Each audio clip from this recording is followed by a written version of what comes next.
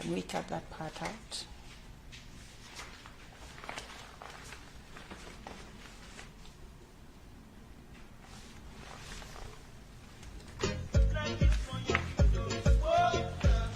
Okay, good afternoon, viewers. You tune in today, Sunday, July 15th, with your host, Yaa Yeboah, and my amazing, incredible guest, Mr. Brown. Oh, I should not call you Mr. Brown. You can call me Mr. Brown. Dwayne Brown. So, I know you sent me a little bit about who you are, a brief bio. Do you want me to read it, or you want to tell the audience who you are?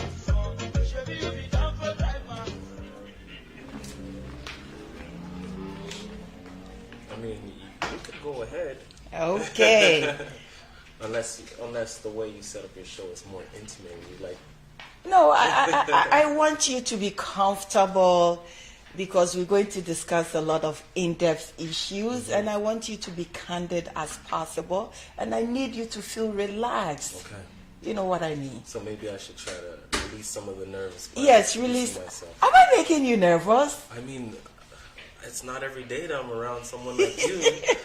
Oh, come on. Come on. Okay. So, All right. Dwayne Brown is a PhD candidate in the Language, Culture and Teaching program at the Faculty of Education at York University.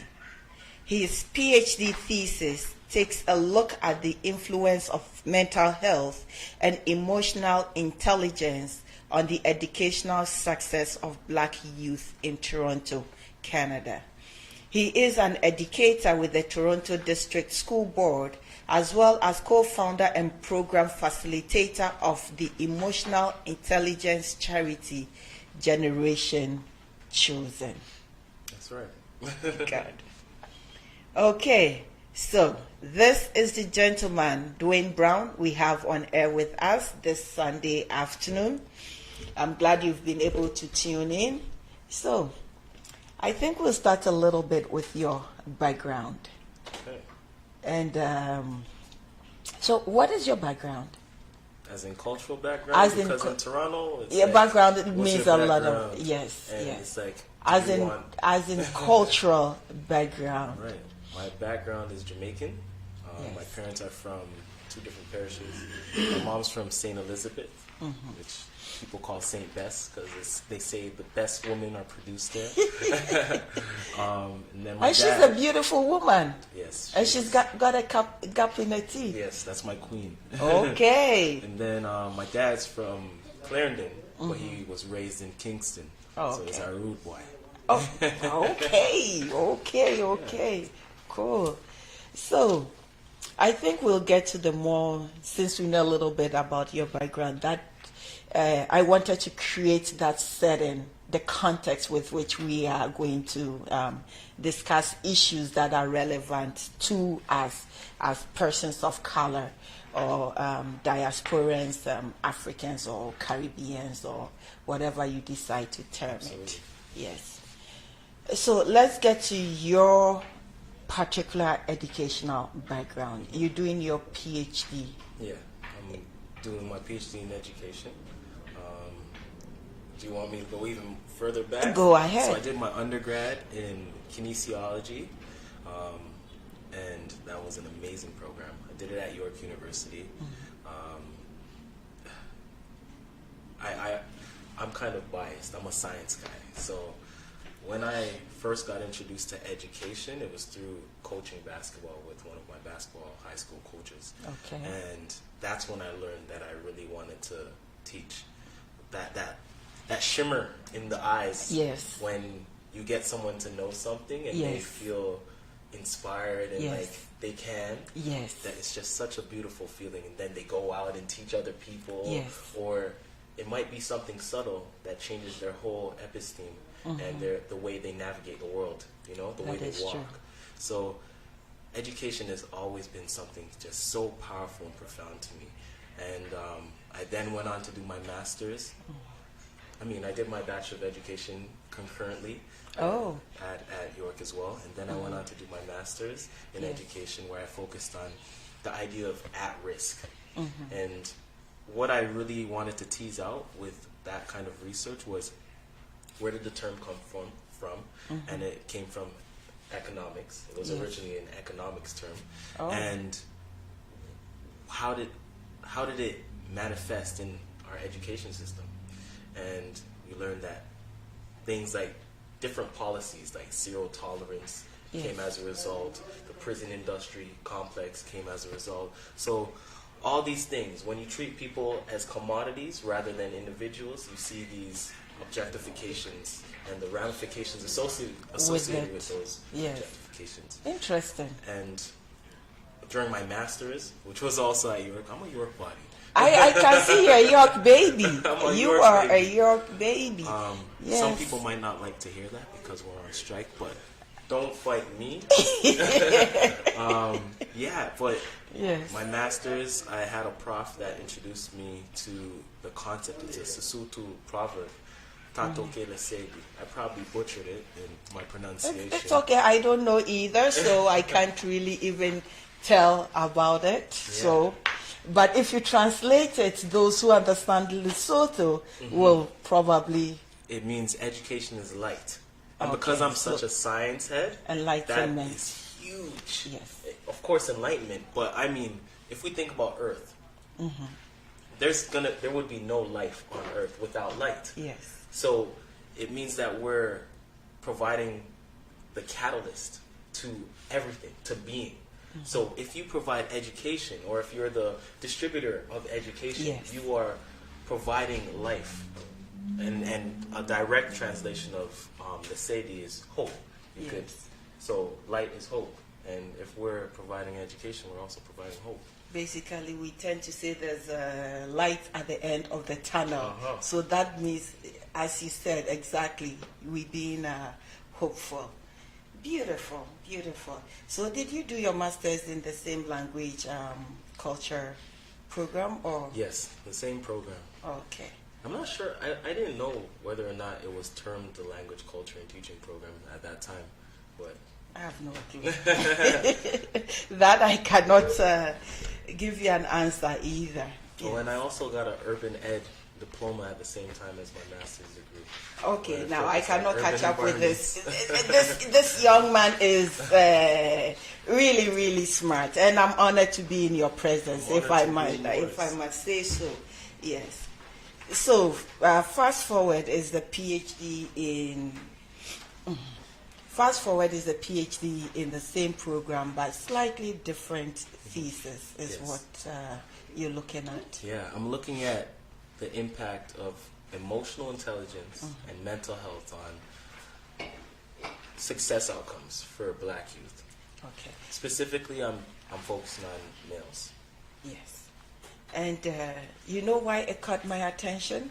I have a young 11 going 12-year-old boy, so as a mother looking at you, it's like, okay, we need to talk more about this, since it's a subject that is really key to our young Black men.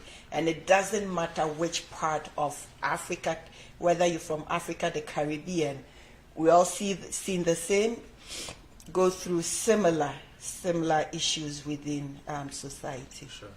So what are you hoping that this research will bring to the policy table? I'm hoping that it'll bring us narratives. I mean, we're here talking well, about this narratives. is Literary Voices, where we talk about our own stories or write our own stories and reimagine, rewrite the Black narrative. It's as simple as that. Yep. So I'm hoping that it'll contribute to the Black narrative. And it'll make people privy to the kinds of things that we're going through, and the policies that enable or disable us from moving forward, so that we might be able to strategize and put forth action that will remove these barriers, because there are a lot of systemic barriers. So I was going to ask you, but since you already mentioned, my next question was going to lead into some of these barriers that our young men face in society. Absolutely. And I know it's a whole lot, so you have the floor. Well, there are certainly a plethora of things that we combat. I guess I'll go right into speaking about identity and how many of our young men don't really have a firm grasp of their roots. And if you don't understand your roots, then it's hard to then create or conjure up or manufacture the kind of knowledge of self that you need to be able to make crucial decisions in society or to be able to relate to others. Some of the permutations that come up as a result of not knowing your identity is you then have others as enemies that don't necessarily need to be enemies. So you might be jealous of someone and then they become your enemy. But if you had known that everyone is trying to build relationships and move through this world in a fluid way, then you might not be enemies with someone else. So just to interject a little bit, I don't want to throw you off that train of thought, but just to interject a little bit with the question, what are some of these identities that you talk about? Some of these identities. Or examples. That people take up as a result of not knowing who they are? Yes. I mean, if you don't know who you are, you're going to follow whatever is presented to you. So the media has a huge role in presenting images. So you have ideas or images of black people, black youth, black men as hypersexualized, extremely promiscuous. So that's adopted into the culture, and black men think it's cool to go out and have sex with many people. Many of the young men have myths that govern their sexual activity whereby they don't know about STIs. So that's one identity. Even if they know, they think they're too That's another. They're too strong to catch it, or for some reason it will just bounce off them. Absolutely. Yes. And that's another identity, the machismo or macho man identity. Like you're not susceptible to things that befall other people. And then there's, of course, the rapper or the drug dealer. Get rich or die trying. Yes. The fast money, big big cars. But it's never shown on media the ramifications of these types of identities and how it could be self-destructing. Yes. With taking it a bit back with, because really you've touched on a key aspect that influences a lot beyond being that identities, but also within the educational system. Yeah. It's also problematic. Yeah. And as parents, sometimes we get frustrated. What are we to do with children being put into special programs because of lack of understanding of who they are? And what are your thoughts on that? Well, I think that, so going back to the policies that came as a result, the zero tolerance policy, I was directly impacted by that when I was in grade 6.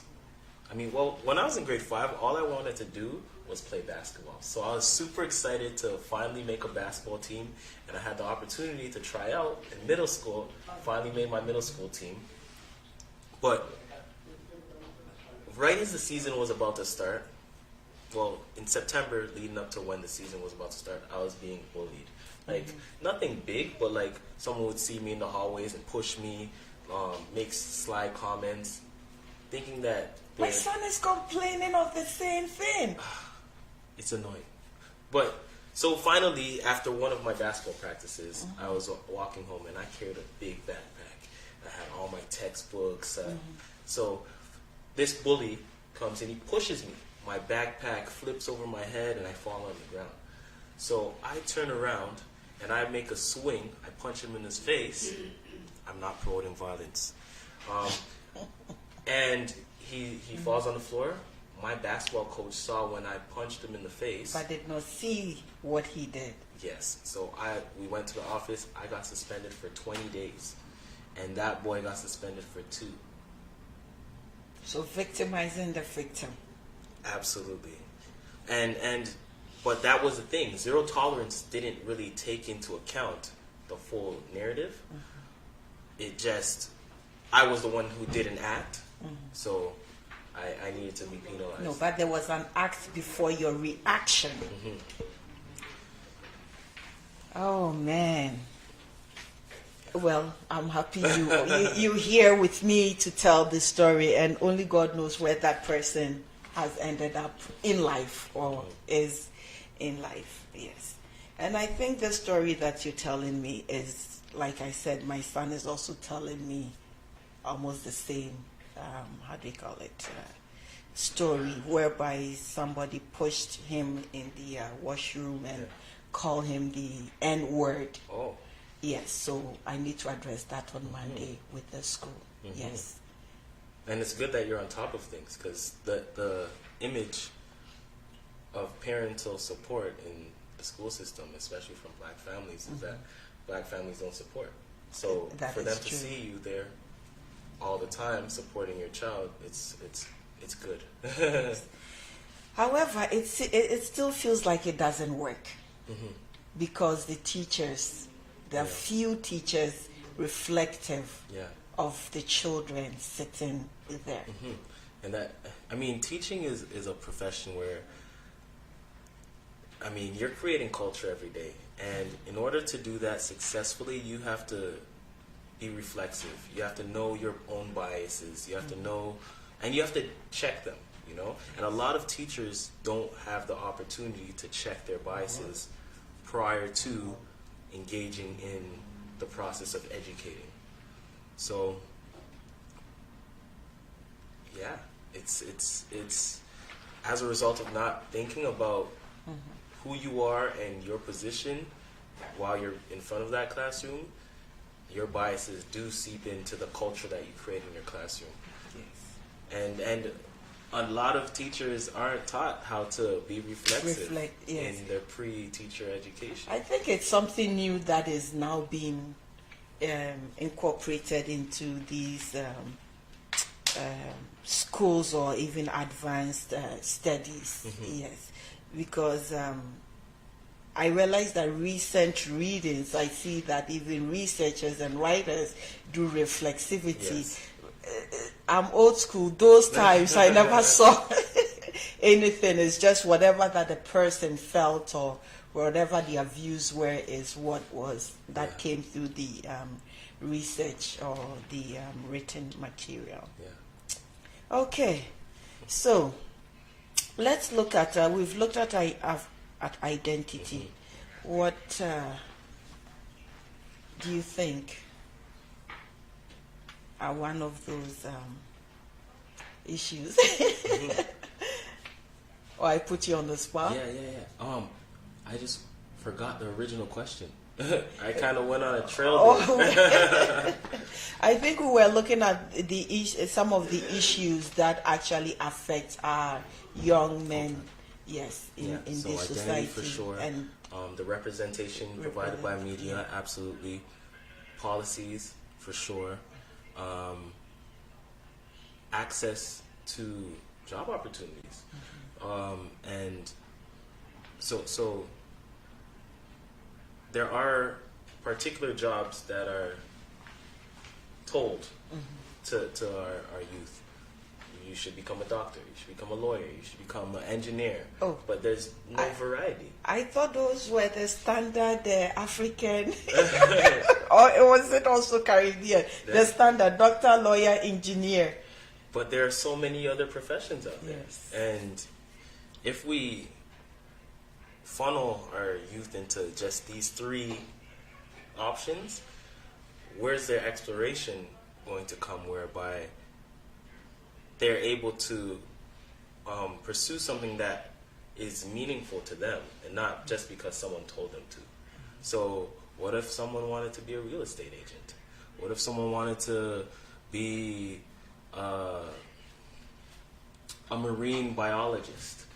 Like, these are options that I heard of in grade 12 when we were doing, actually in careers and civics class in grade 10, but then again when we were finally making decisions about what we're going to do after high school. So I feel that's too late. We should be exposing our youth to different options early on. But okay, as we're talking about options too, let's come to our various homes, because the school can do what it can, and the educational system has its biases that you and I have talked about. But what about our homes as well, in general? Because some of these issues also start from the home. Yeah. Well, there are various parenting styles and there are cultural differences, but I think one thing that should be essential is ensuring that we're trying to develop skills that provide our youth, skills that allow our youth to be able to really critically think. And I mean, it's just the way society is. Black men could say one thing and it can be taken another way. Yes. And it could explode into something bigger else, just like that. So we have to ensure that our youth know, hey, you know what? Follow these guidelines. So have them talk to police officers who look like them so that they could equip them. I mean, at Generation Chosen, every year in October, our topic is fear. And we bring in lawyers and police officers that equip our youth with the skills. What to do if a police officer pulls you over, what to do if you're stopped and frisked. Yes. And these are skills that are essential, especially in our community, because things could blow up so quickly. And it's not fair, it's not right, but it is what it is. It isn't, and it feels really insurmountable. It's like it's a heavy burden on young black men in society. Now, the reason why I even asked that question was to look at the different, if you are aware of this part of the city, the different catchment areas, and where we tend to get a lot of those violence. However, since you started with Generation Chosen, yes, the chosen generation, yes, will lead into what has been happening in our society, in our communities. Sometime last month, young men decided to shoot through children playing in the school, not a school, in a backyard or in a playground, and is it 2 or 3 children were hit? It was 2. 2 children were hit, ended up in circuits. And it was really sad to see that it's young black men doing that. Yeah. What is your take on that? For me, everything comes as a result of trauma. And unnegotiated trauma is perverted and turns into so many different outcomes. It could turn into alcoholism, it could turn into sex addictions, it could turn into violence, it could turn into different things that, I mean, yearning for affection and belonging. And a lot of our young men, because of the identity struggle, because of the disenfranchisement from society, Yes. feel like they have no power. So often to pick up a gun or to join some sort of a team of people who also feel disenfranchised is their only mode of regaining power. And oftentimes, some of the things that happen in these clubs or these groups of people involve using a gun to get back at other people. I mean, when someone is lost, it doesn't stop there. Every single connection that person has to them is hurt. I mean, damaged. They feel the emotional. They feel everyone is hurt when someone is lost. The That's community, the family, our society. So, because we don't know how to deal with that hurt, that trauma, we do things to get revenge. This is one other thing that just recently a young Ghanaian lady was shot, 32 years old. She came to a funeral just around the corner, was going home, and they just... In her car. Yes. And this is for my Ghanaian people, and this is what Ghanaian people, but also this is what I see in our community, is that we kind of dissociate from the wider African community until tragedy strikes, because sometimes in our views it's Jamaicans. You see, that division is there. That is Jamaicans. It's how do you call it? Haitians. It's Nigerians. It's this. Not remembering that when it comes to it, we are all classified as persons of color, as black people. So, in speaking to you, this is what this is what is coming to mind, that all of us are not on board to solve this problem. Absolutely. But if all of us were on board, collectively, we would do much better than what we are doing now.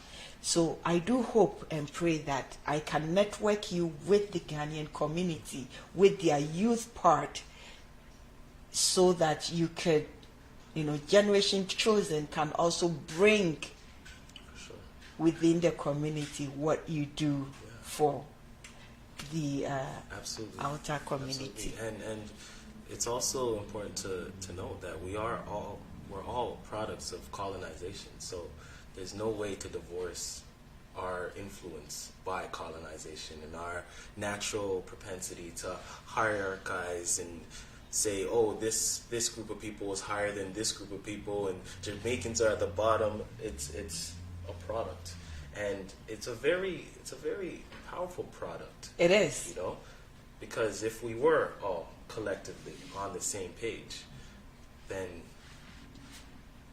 Black Wall Street would be back, right? Exactly. So. Exactly.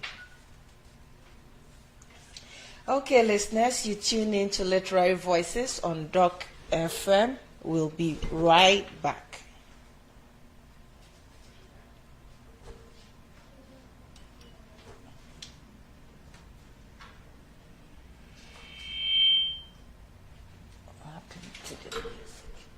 Okay, let's just...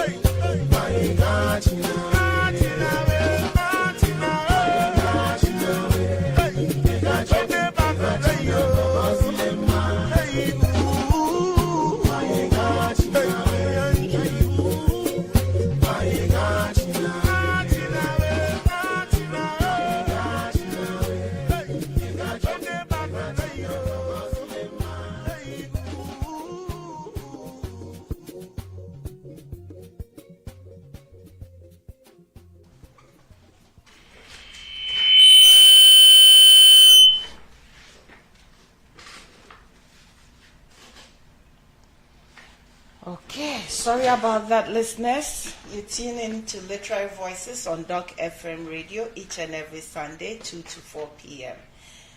Just a quick announcement. On July 22nd, there's going to be Miss Teen Africa Scholarship Pageant. Miss Teen Africa Canada Scholarship Pageant. Red carpet starts at 4 p.m. Doors open at 4:30 p.m. The venue is Lester B. Pearson Theatre, 150 Central Park Drive, Brampton, Ontario. Adults $30, students $20. For ticket information, go to www.rosetheatre.ca or call 289-981-7750. 289-981-7750. So, we're back. We are. You went to say hello, and then we're back. Just to interject, it is with a sad heart that Aikwe Ama of Ghana, one of Ghana's famous literary acts, has joined the land of the ancestors. So I taking this opportunity to acknowledge his works towards the Ghanaian literary industry. I'm taking this opportunity to acknowledge him and the influence he's had on the young or this generation of authors and writers and literary activists in Ghana. It's because of him and because of his works that people like me do poetry, write, and also reaching out to and for the younger generation. So may his soul rest in peace, and may his works continue to inform us, to guide us, and to make our works that we're building on the foundation he started greater. Oga? You removed glasses. I did. I feel like it was coming in between your beauty and my eyes, you know? Hey. And it was making me comfortable, so... So far as you feel very comfortable, that's all I'm looking for. Yes, your comfort. So, let's get to Generation Chosen. Mm-hmm. Generation Chosen is... Alright, let's just say Generation Chosen provides what... How did it come about? It came about through... me, well, it was founded by me and my best friend, Joseph Smith, and our experiences growing up without positive mentors, necessarily in the community. We grew up in Bottom Lane, or Grand Ravine Drive, which is in Jane and Finch area, and we were talking, and we were like, "Yo, it was a miracle that we made it out," you know. Well, it was. You're telling me right now, yes, it was. Because he's also a lecturer, right? He's an assistant. He is. Yes. He works at Tyndale. He works at York University, TAing over there. He's also doing his PhD in the humanities. Okay. And he's finishing up this year. So congratulations to that. I got to have the two of you in here next time. We'll definitely try to accommodate. No, you not try. You will. We will. Yes, thank you. Yeah, and growing up, we had people like camp counselors that would teach us how to steal from stores, you know, or people that would teach us how to break into cars. And sorry, I don't those are necessary skills if you lock your keys in your car. No, if you want to go to the police or whatever, not FBI here, secret intelligence, whatnot, then I understand. That's why the CAA, call them, they'll do it for you. But, well, that was just an aside, yes. Yeah, but we do realize that there was a need. And we broke it down to 5 pillars: emotional intelligence, mental health, education, jobs or access to jobs, and recreation. The recreational portion is like a carrot. So those are the 5 pillars of Generation Chosen. We get youth to come in every week to play a variety of activities, from basketball to volleyball, soccer, different activities. So, where are you located? Where does it operate right at from? Emory Collegiate Institute at Weston Road in Finch. Here? Yes, right here. Every Tuesday night from 6 to 9. So you're right under my nose. Right under your nose. Okay. Yeah.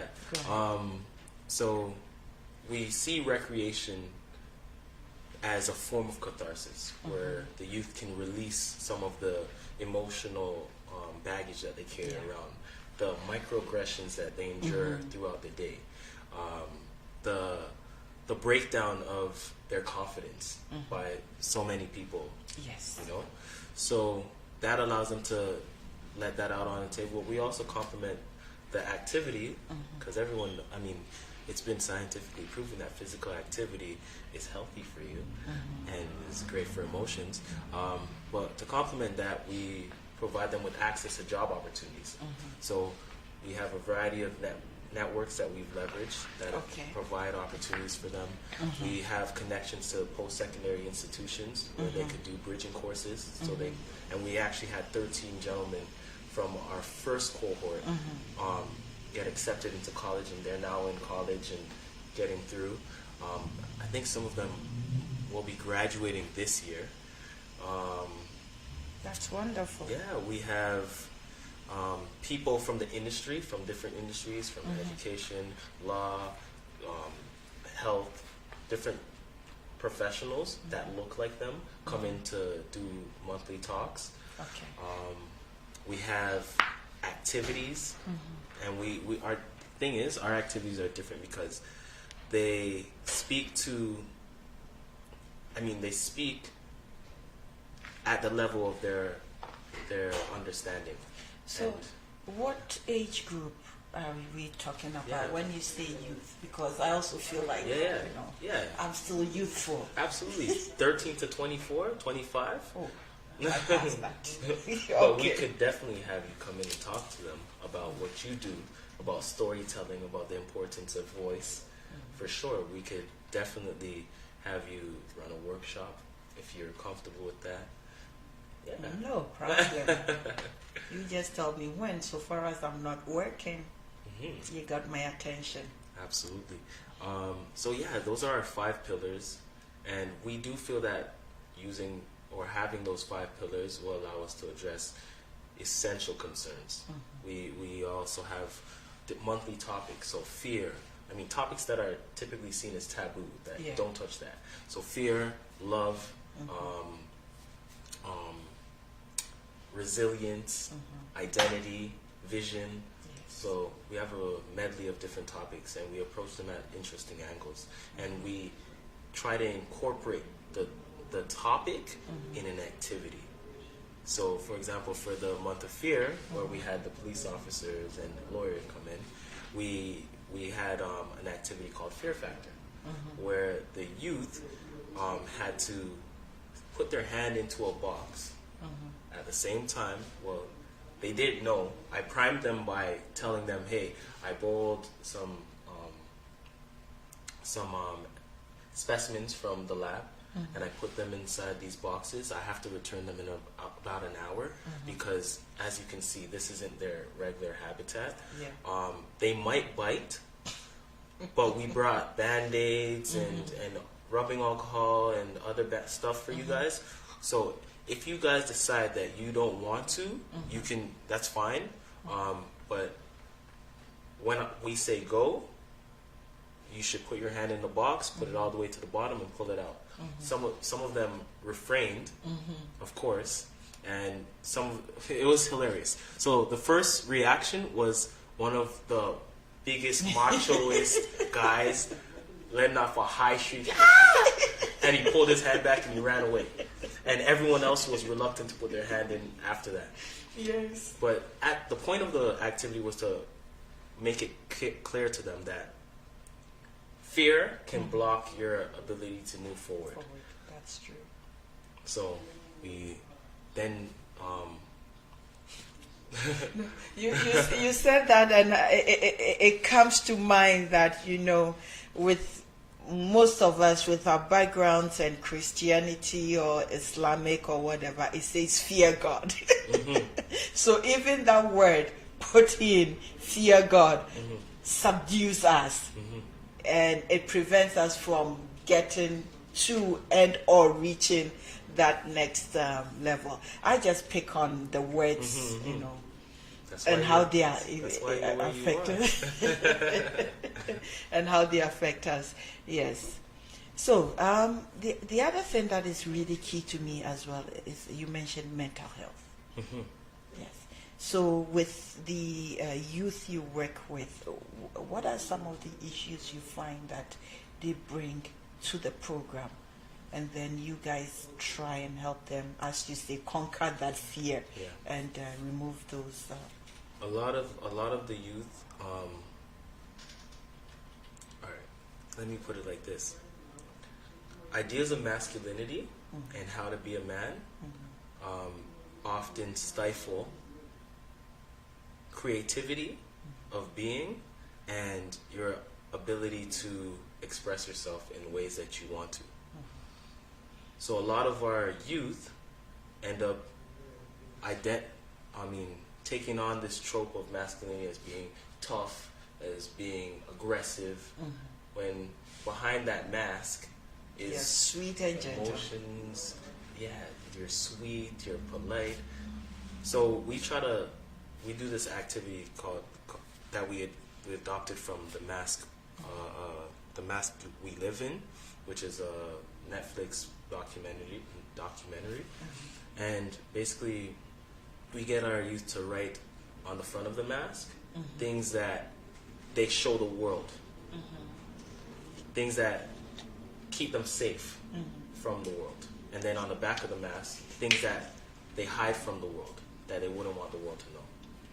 And we then share this as a group, and that kind of takes the edge off a bit and allows us to create a culture, an inviting culture, where our youth can then feel free to express themselves without judgment.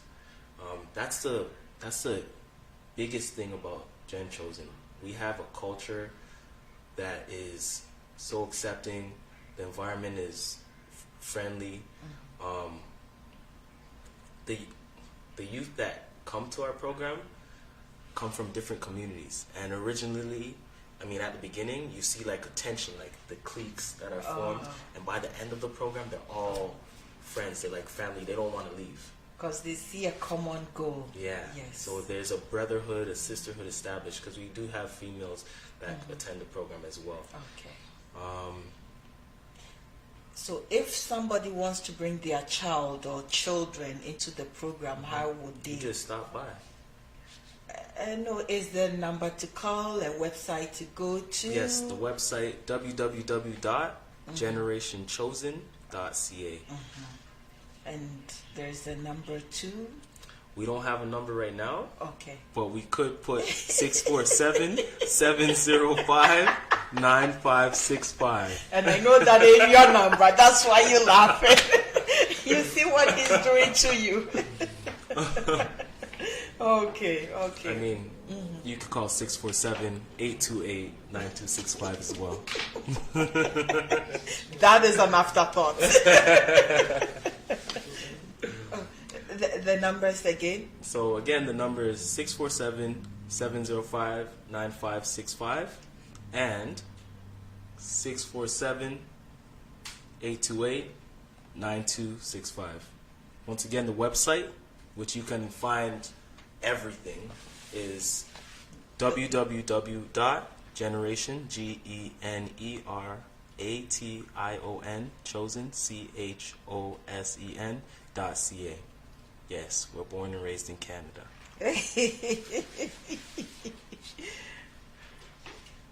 So I do believe we have it online for viewers who will be watching this program to interested, directed to the website and the numbers to call if they want further information on the program.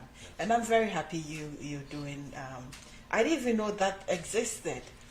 Yes. Yeah, we've been around for 2 years. Yes. Yeah. Yes. So this is going to be our third year. Third year. Yeah. And it's going very well. good. We actually. So I'm going to share a story. Okay, go ahead. I love stories. Yes. So, it's not a happy story though. Oh, but still, it's a story. It's a story. And that story needs to be heard. I think It so. may not be happy for you, but somebody else will feel enlightened and know that they're going through the same, or they have been through the same. Absolutely. Thank you. So, this was our first summer of Generation Chosen. We had our original cohort, and we were running our summer program out of That was Northwoods. 2016. Yes. Okay. Our youth were reluctant to come to program that day, but they ended up coming anyways. So they got a ride with their close friends, and I think there was a family member in the car.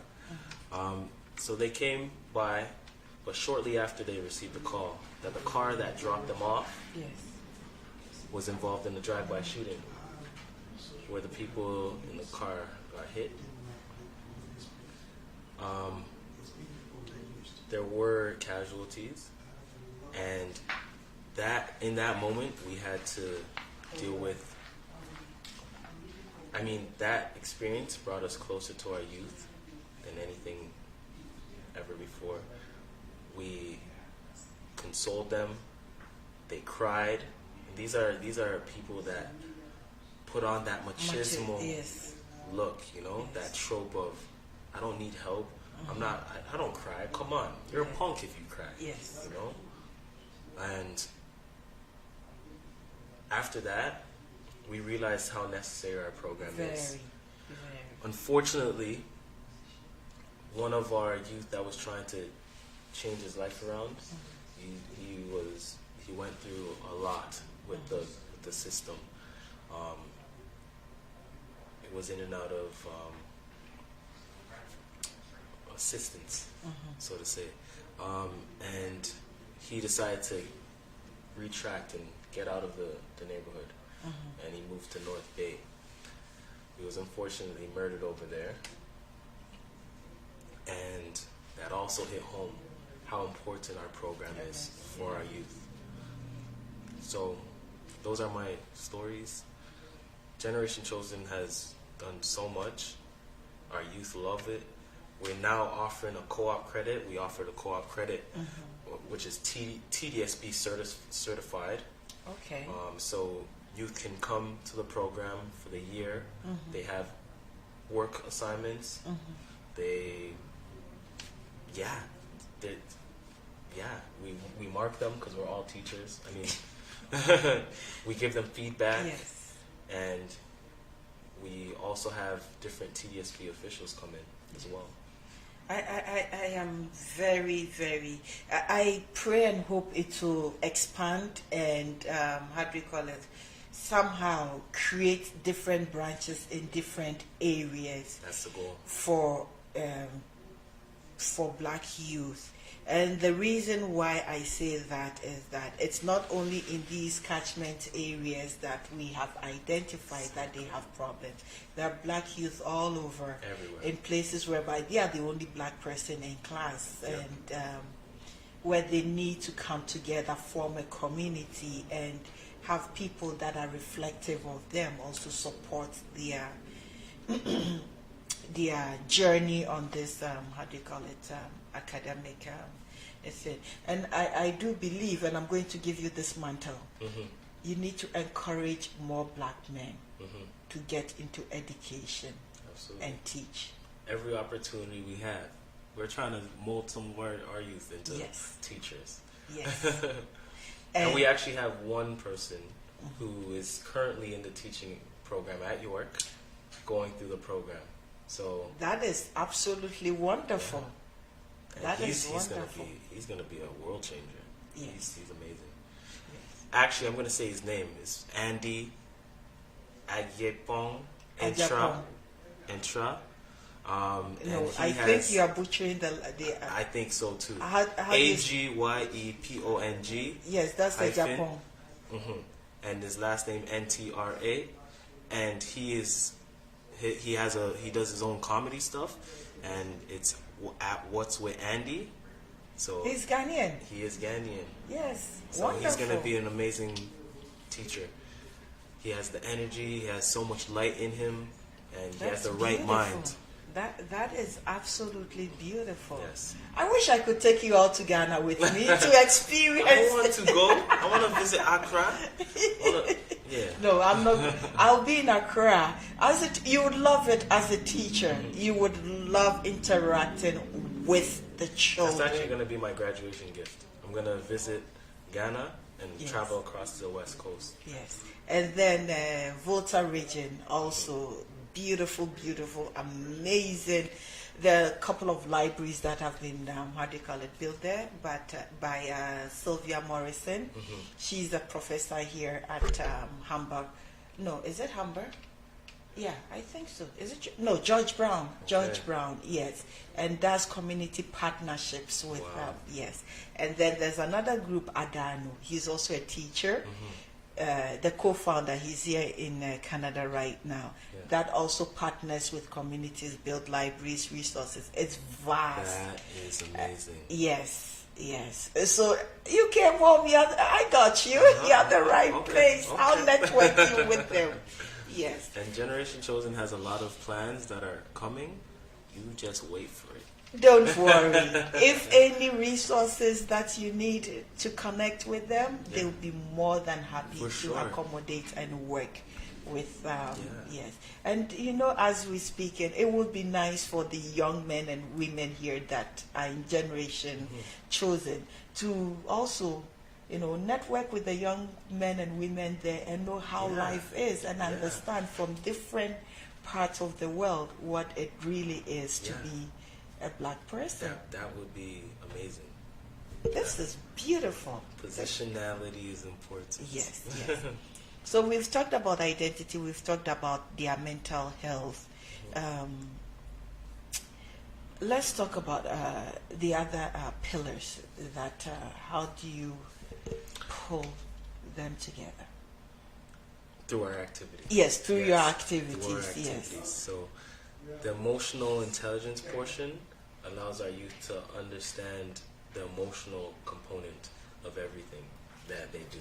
So we try to we embed psychological approaches into our activities. For example, for the month of vision, we incorporated a Freudian concept of archaeological excavation, whereby our youth or everyone who participated in the activity, there were some volunteers too, Yes. had to dig deep, be extremely vulnerable, take out their either most painful experience, but we call it their deepest, darkest secret or deepest, darkest memory. So there was an array of memories, from rape to witnessing parents being abused to being homeless, all kinds of things. But it was all anonymous. We put them into a box called the sunken place.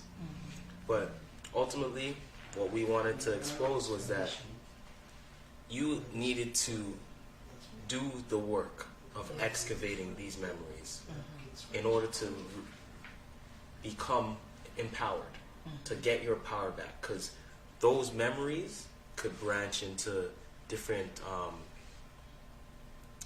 it could cause different adaptations and compensations that a lot of people don't account for. Yes. So we wanted people to be able to be more sensitive to the things that might be affecting them unknowingly. Yeah, so in each of our activities we adopt some sort of psychological concept and put it into action.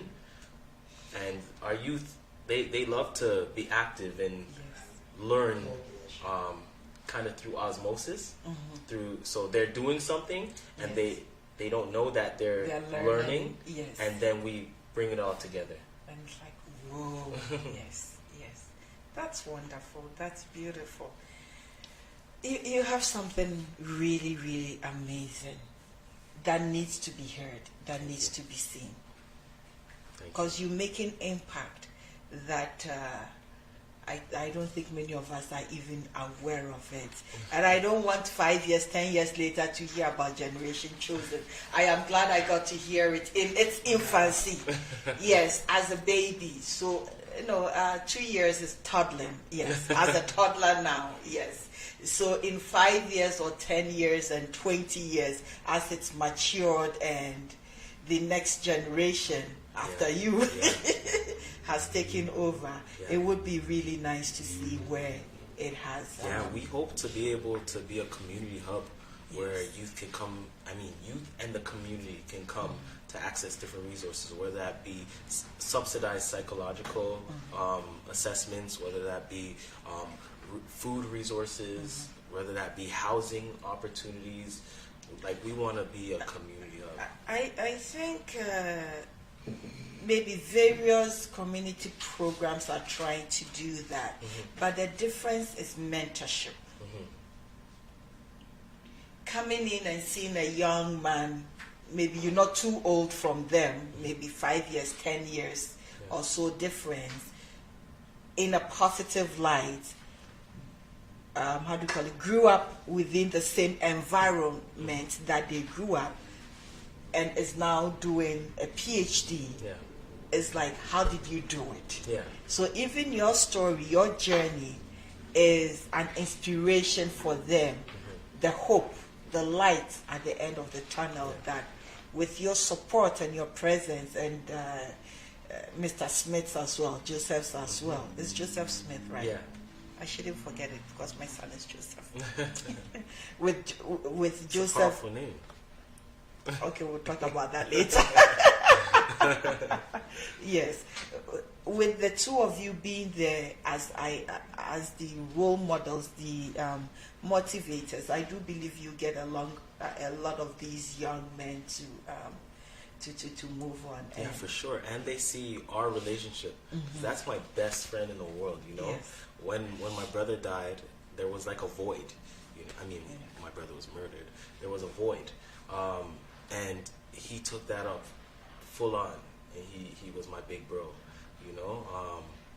It didn't take until the end of high school, but still that relationship was fostered, and the youth see that we consume masculinity and reproduce it in different ways. They'll catch me kissing him on his forehead. They'll catch us hugging. They'll there's no limits. I love him.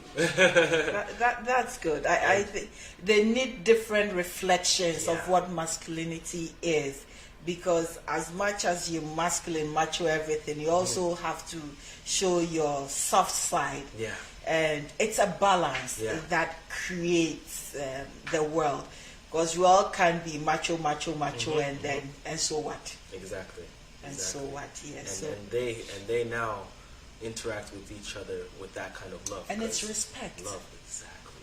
It's respect. And the fact that just our example of I'll show love. It's all about relationships. Yes. That could cause them to start interacting with each other differently. That's just amazing.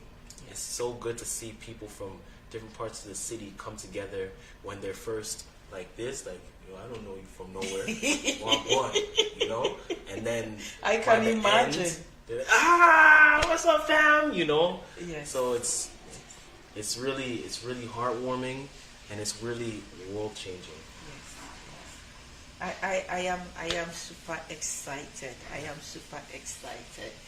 So listeners, you tune into Dorc FM Radio, Literary Voices with Dwayne Brown. I'm your host, Yaa Yeboah, each and every Sunday, 2 to 4 p.m.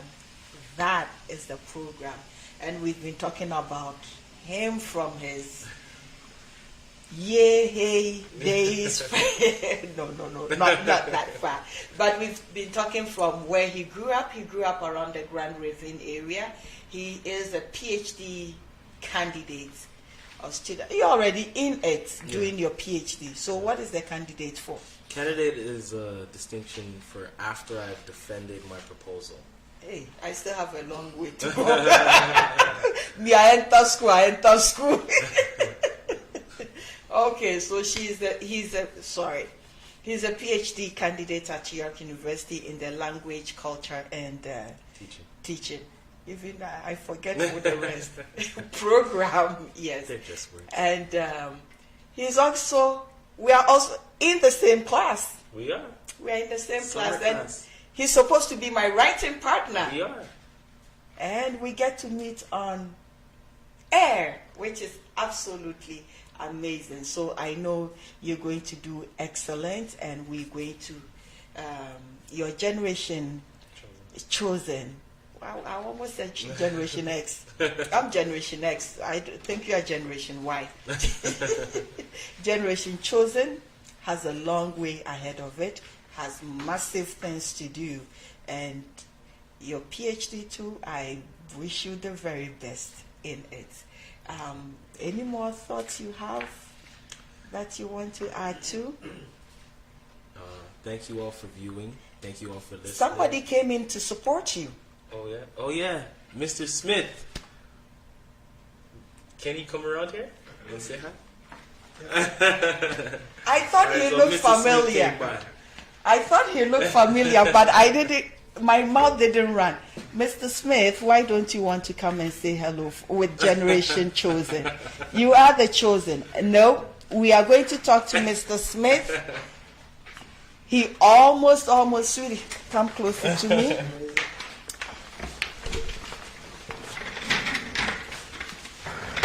Support. I did not. I know. Yes. Down there. You see, when you watch somebody on television, their face looks so familiar. Yes, I was watching your program, your interview on. Come in a little bit. Okay. On feed. We good?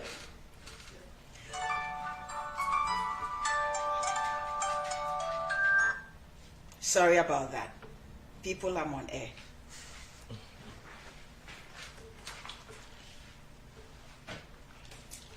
Thank you. So, sorry viewers for the little interruption, sorry.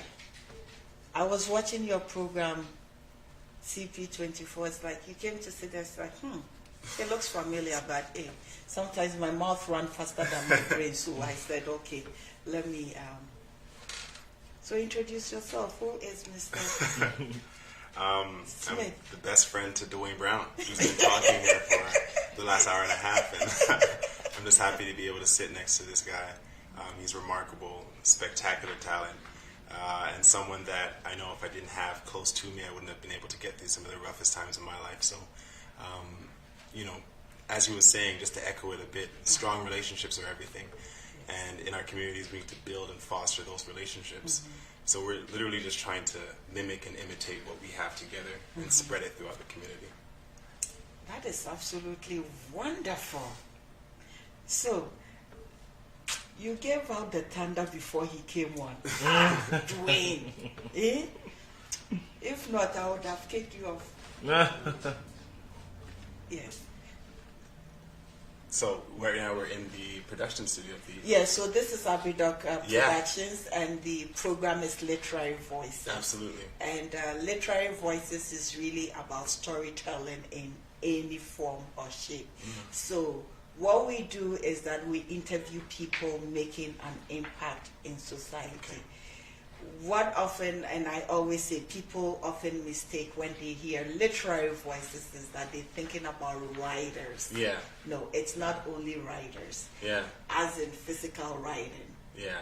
But you gentlemen are also writing a story. Yeah. A story. Mm-hmm. And it's those stories, those narratives that actually changes the perceptions of us as black people Absolutely. in this country.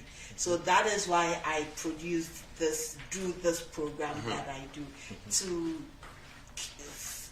for lack of a better word, curate the stories, the positive stories that are going on out there that people are not aware of. Absolutely. And let it be known to my viewers both here and in Ghana or across the African continent and diaspora that there are people making strides. Absolutely. So many. So many strides, making impact in our community. But they are doing it small. So pull them out. Let it broadcast it to the world. Because this generation chosen, somebody may pick up the idea as we're discussing it in one corner in South Africa, or in one corner in Ghana, or in Ethiopia, Eritrea, and work with it. And it's because they heard your story, they felt that this is speaking to me, I can utilize this and make it. Yeah, absolutely. That's an incredible mission. Yes, I'm fully supportive of that. Yeah, because honestly, truthful narratives change the psychology of the individual, right? And the psychology of the individual affects their perception. So if their perception of the world around them is something that's negative and heinous, they're going to live out that belief, and it's going to manifest in all sorts of things that prevented them from being truly successful. So what you're doing is incredible. Like, this platform is, we need more of these kinds of platforms, especially for people of the African diaspora. Yes. We're not able to shine a light on our heroes as much as we should be able to. So. And you know what? Everyday heroes. Yeah. Yes, local everyday heroes. We're not able to do that. I was a bit upset I had to see you on CP24 before I really understood everything about what's going on. Yes. How do you call it? Generation Chosen. To me, it should be the community knowing about it before the wider, how do you call it, society even gets to know about it. So I'm really open to pushing Generation Chosen through whatever channels or avenues that I can to support you young gentlemen. Rewrite the history, and as you say, the pillars that you gave me, identity is really important, and seeing positive young black men making positive changes with young black people in the community is very, very hopeful. Yeah, and you know the beautiful thing? Our program is self-sustaining, whereby we're the anchors, but we're also training young black men to do what we do. Okay, so and then leadership. eventually the program will be ran by these youth. And then they do the same thing, teach the next generation. So we continue to propagate this development, this leadership, this self-efficacy, this believing in self, that is needed to nurture and promote like the generations to come, where the gun violence might be ending, or a safe future for identity formation, healthy identity formation. Yes. And you did mention the gun violence. We talked a little bit about it, but I don't know whether because he was here you kind of stalled a little bit. What is your take on it? What's presently happening? What is presently happening in our community? Yeah. So honestly, I see what's occurring on a day-to-day basis as emanating from a deficit of emotional intelligence, which is what we focus on at Generation Chosen. And what I mean by that is that a lot of the young men and women in our communities, because they lack maybe the familial structure, the social structure, institutional structures to really mature and become competent and comfortable with who they are as a human being, they end up interacting with practitioners, institutional leaders, adults of all sorts, in ways that affect them negatively. So we have young men that, if you were to catch them in our gym, very polite, loving, and carefree. But if you were to catch them outside having to interface with a police officer, you'll get a different young man, simply because he hasn't learned how to transition and take the skills that he's gained in one space and translate it to another space, because he doesn't think he's allowed to, because of all sorts of systemic institutional barriers. He doesn't think that he can truly be who he is to anybody, no matter whether they're wearing a uniform or not. So that's the emotional intelligence deficit. We're trying to cultivate a culture where people are better in tune with who they are and how they feel, and they're not afraid to state how they feel and understand how they feel in the face of others, no matter race, creed, gender, sex, whatever it may be. So that's what I see happening. It's a deficit of emotional intelligence. Let me get this from what you said. It's creating a sort of owning yourself. Exactly. And when it comes to identity, owning your identity. Yep. And through that comes that power relations. Exactly. That, for instance, if you get stopped by a black cop, you know who you are. Exactly. So you own your identity. And when you speak to that person, you guys have taught them that emotional intelligence to be strong, to know their rights, etc., and how to respond to, or mentally respond to issues like that. Exactly. I love that. Exactly. That's so. I have to send my son to you guys. Hey, never mind. We don't want him to open for business. That is absolutely wonderful. It is wonderful what you're doing. So where do you hope to be in the next... I know I've told you where I hope you guys will be. It's like I've dreamt for you.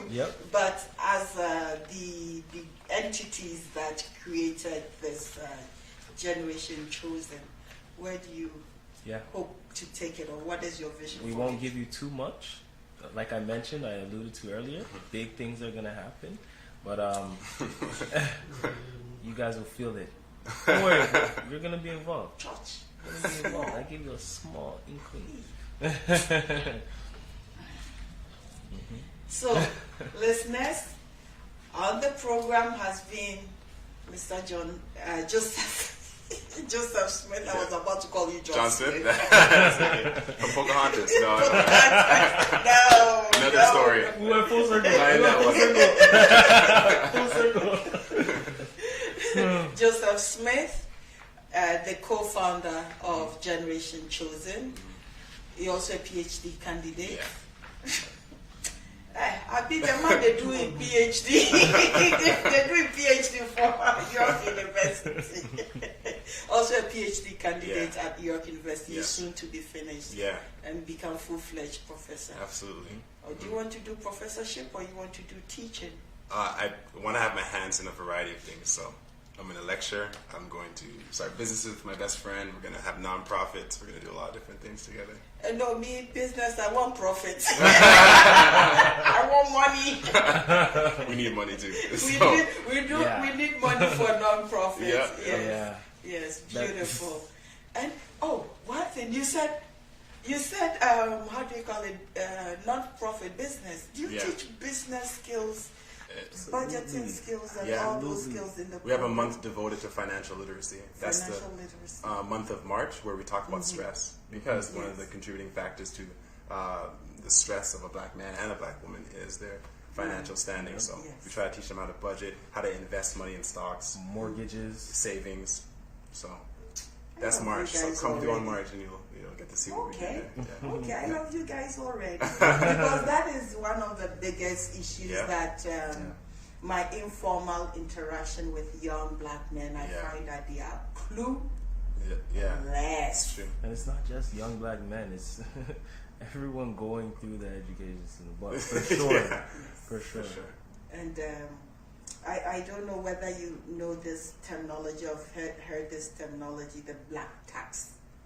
Yeah, I've heard of the black tax. Yes. So educate me. The black tax. I assume it's something additional. So the black tax is basically the with slavery, colonization, and everything, all the issues that we carry with us. So when a parent or a guardian is not able to set some form of platform for our children, they keep on carrying that tax forward. So when I ask that in the sense of financial literacy, if parents are educated financially, and they know budgeting, savings, Yep. and actually have life insurance, etc., etc. And the children are good with money, so when, for instance, I'm no longer, my children know that, okay, there's a base of money, Yep. and then they work, They're promoted. yes, Yeah. further to add to it, rather than I started from zero, Yeah. my dad started from zero, Yeah. then they start from zero Yeah. again. And in most cases, it's negative. You're Yep. starting off with negative 10,000, negative 50,000, or whatever, and then you have to do double the work Yes, Yeah. to compete on an equal footing with everybody else. everybody else. So it's yes. it's huge. It's Yeah. a Yes. heavy cross to bear, Yes. Yeah. and that's the situation of most black males. We're in that situation. So, And as you gentlemen we're talking about this thing, I don't know how, but maybe with the parents of the young people that you are also, maybe to encourage them to also go home and teach, yeah, or in communication with their parents. We actually have something with Like- that happening where we get parents in and we run a 1 to 2 hour session weekly where they could learn emotional intelligence along with all of the other themes that we go through each month, and they could learn how to speak to their children about these things. So No, you've made a very salient point, because how is a parent to teach if they don't know? yeah, They cannot teach and you. then a lot of immigrant families depend on the school system or the culture set up where they're like, oh, they'll learn this at school, but the school system is providing a disservice in many areas. So they definitely need programs that are equipped with the infrastructure to teach them these things and teach them how to go about having these conversations with their children. That's why you're going to go into policy. Absolutely. Listen to me, I already planned for you. Okay. Any other thoughts you want to add? Once again, thank you guys for having us. I'm not expected to be here today, but thank you so Well, much. I you appreciate know that. what? I'll have you The sign fun, any day.